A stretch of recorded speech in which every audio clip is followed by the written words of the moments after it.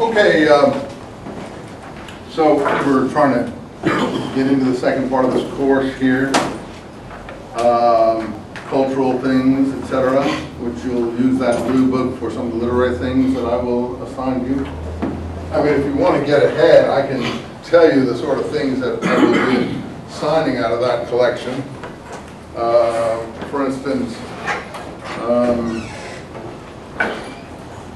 we read the first section in here, and the second section, but chapter 3, pre-Islamic poetry and manners, that's something you want to read. And then what else we have in here? We have maybe some pages that are poorly preserved here. We have, for instance, some of the seem to have been not copied exactly the way we want it. But in the last part, Anthology of Islamic Literatures, there's some overlap there between what Nicholson has and what we have in the first part. So you want to read also early Arabic poetry there in the second part here, which is about page 53 of that. I don't like these collections, but since books are so expensive, sometimes this is easier to go. All the selections that are in the second part here under the Islamic, you should read all those, because those are really, I'm going to refer to all those. Now, in the aspects of Islamic civilization, including the pre-Islamic poetry, which seems to have, for some reason, dropped out. I don't know how come. And somehow that section got erased. And I don't know why. It should be in there, but anyway, we'll have to rely on the other person's translations for the pre-Islamic poetry. Because aspects, Arbery had some translations as well of the some of the major odes. So there were 3 areas that they were in, but somehow the one, I'll have to take it out of the original book when we do it, probably next time or the time after that. Anyway, I would actually read all that's left in this collection. That would probably solve everything. And we'll get to the different things as we get to them. Let's see. So, we came up to the Mamluks, stopping the Mongols at what battle? Where was it? Ain Jalut in Palestine.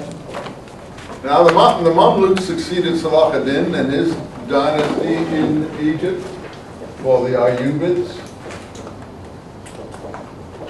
And they had succeeded the Fatimids in Egypt. The Fatimids fell in the Crusades. They weren't able to stand up to that battling situation that occurred around the 1100s. Crusades really were in the 1100s, finished up in the early 1200s. Salah ad-Din was the big hero of the Crusades, so he also was able to take over Egypt at that time. And his family persevered there for a while, but then they didn't survive him long after that, and this new Mamluk situation came in now. That seems to have been getting moving for a while, because I don't see how a Mamluk army could really withstand the Mongols in Palestine around 1259. You know, the dates, there's not enough time there for all this to happen in Egypt at that time. And I can't really clarify for you in this short period of time, but all these things from around 1180 to 1250s took place in a very short period of time, a generation or two, 70 or 80 years. And anyway, by 1259, the Mamluk dynasty in Egypt was flourishing, and we said it flourished until the coming of the Ottomans, and even beyond that. Because the Ottomans, although they defeated them, they didn't suppress them. They just used them as a sub-lieutenants, if you want to call them that. They farmed out the government to them in Egypt under their, probably had to pay taxes and things under their titular control, but the Mamluks still carried on in Egypt for another 400 years. So really the Mamluks in Egypt were working there for about 700 years. And I'm sure that has left its mark in modern Egypt, that there'll be an upper class that, I hate to use the color code language, but sometimes you can't escape it, that will be somewhat whitish or Turkish in its background. Caucasian, Caucasus Mountains, Circassians, different people from the Balkans who have been brought in as levies, Christian children, mostly Christian children who were brought in and Islamicized, but had no family loyalties to the situation in Egypt. And that became an upper class there. In fact, in the more recent history, Sadat Gamal Abdel Nasser of the 20th century, that's a native Egyptian revolution against those upper level people going on there.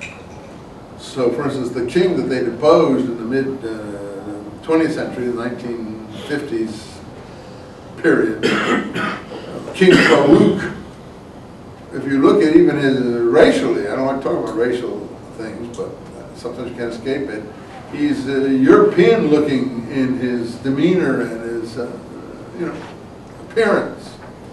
Whereas Nasser and Sadat are certainly more like what we would call fellaheen in Egypt, common people, the simple Egyptian taking power through the military processes.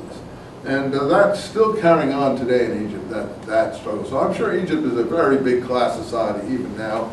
Going back to Mamluk days, in other words, this hasn't been erased. I met a princess when I was young like you in London, one of these princesses who was in the royal family in Egypt, and she was totally Turkish, if you want to call it that. That's how she looked. That was her behavior. That was her appearance. That was her ethos. She didn't look anything like a street Egyptian at all. And so there is this stratification that exists that we in the West are unfamiliar with, but the differences are there. Color codes are there. It may not be as pronounced as more intense color of the codes, but it's all still there, just beneath the surface. Which is why in the recent conference just last week on the Arabian Peninsula, I forget what country it was in, where they called for the democratization of Arab regimes under American prodding, Egypt resisted it, and Egypt torpedoed it. And the conference